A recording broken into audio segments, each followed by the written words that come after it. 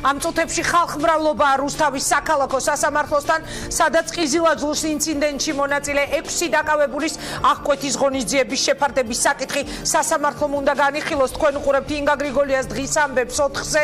კიდევ ერთხელ მოგესალმებით. რუსთავის საქალაქო სასამართლოსთან იმყოფებიან დაკავებულების ოჯახის წევრები, ნაციონალური მოძრაობის ლიდერები. სასამართლოს დაწყებას უკვე 1 საათია, რაც ელოდებიან. ქეთა ცისქიშვილი გვერდება ეხლა ბოლო ინფორმაციით. სწორედ რუსთავიდან ქეთა, მოგესალმები, რა ინფორმაცია შეგიძლია მიაწოდო ჩვენს მაყურებელს?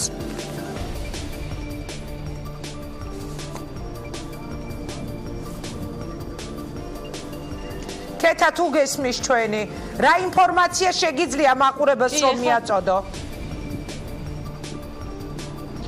დიახ, 3 საათზე უნდა დაწყებულიყო რუსთავის საქალაქო სასამართლოში სოფელ ყიზილაძილოში დაკავებული 6 პირის პროცესი, თუმცა 1 საათის დაგვიანებით დაიწყო ეს სასამართლო პროცესი, რადგან აქ მცირე არეულობა იყო, მათი ოჯახის წევრები ვერ ახერხებდნენ სასამართლო დარბაზში შესვლას და სწორედ ამიტომ დააგვიანდა პროცესის დაწყებას. მე გეტყვით, რომ აქ ადგილზე რუსთავში იმყოფება ახმედ იმამკულიევი, რომელიც მარნეულიდან ჩამოვიდა მომხრეებთან ერთად, აქ მის გარდა ასევე იმყოფებიან იმ 6 ადამიანის ოჯახის წევრები და ასევე ნაციონალური მოძრაობის მხარდამჭერები, რომელიც რუსთავის საქალაქო სასამართლოსთან არიან შეკრებილი. ჩვენ გავესაუბრეთ ახმედ იმამკულიევს, როგორც ის ამბობს, 6 ადამიანი კიდევ ერთხელ გამარტავს, რომ ეს 6 ადამიანი არის უკანონოდ დაკავებული და თუ მათ მიუსაჯეს წინასწარი პატიმრობა, ის საკუთარ მხარდამჭერებთან ერთად სხვა ზომებს მიმართავს.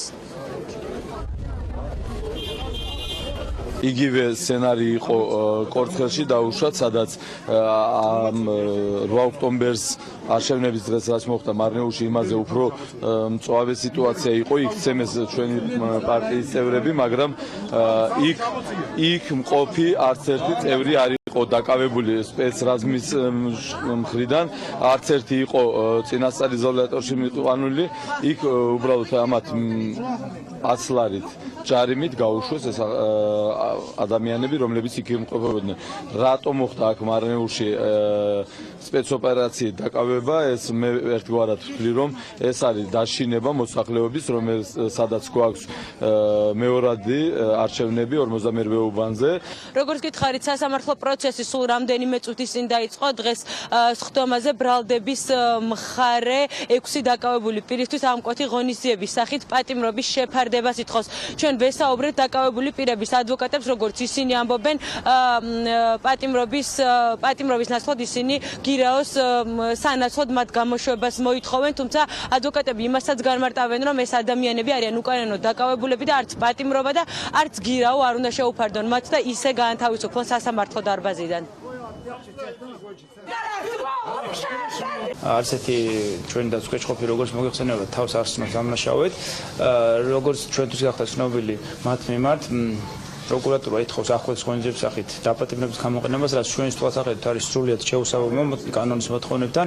ჩვენ შევეცდებით სასამართლო დავარწმუნოთ, რომ არანაირი აღკვეთის ღონისძიება მათ მიმართ არ უნდა იქნეს გამოყენებული, ვინაიდან ადგილი აქვს ჩვენის თვალთახედვით და ჩვენი ასე ვთქვათ დაცვკეჭყოფების თვალთახედვით მოსახლეობის დაშინების მცდელობას წინასაარჩევნოთ, რომ მეორე ტურში მოხდეს შესაბამისად ნამომრჩევლის პასიურობა და ყველა სხვა სამართლებრივ არგუმენტს უკვე სასამართლო პროცესზე წარუდგენთ. მე ვიცავ 4 პირის ინტერესებს სასამართლოს წინაშე. ჩვენ შევეცდებით, რომ აღკვეთი ღონისძიების სახით ამ პირების მიმართ არ იქნას გამოყენებული არანაირი ღონისძიება.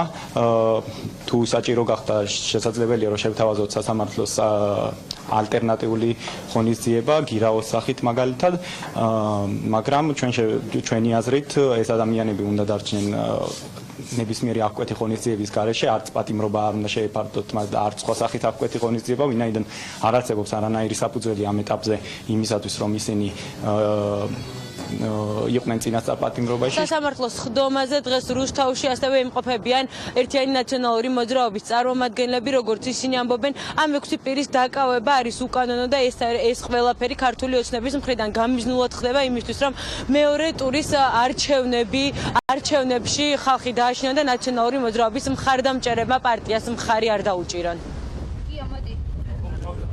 ამ შემთხვევაში მათ გადაწყვიტეს ადგილობრივი მოსახლეობის დაშინება, რაც აუცილებლად პირიქით რეაქციას გამოიწვევს. ასევე დასაფიქრებელია თუ რას გვაჩვენებს ჩვენ ხელისუფლება, როგორ მოიქცევა ის განსაკუთრებით თუ ის იქნება უკონტროლო და საკონსტიტუციო უმრავლესობით მოახერხებს მოსვლას. ამიტომ არის ძალიან მნიშვნელოვანი, რომ ჩვენ არ დაუშვათ ქვეყანაში უკონტროლო ხელისუფლება, ერთპარტიული დიქტატი იმისთვის, რომ აი ამ ფორმით ვერ შეძლონ მოსახლეობასთან ურთიერთობა.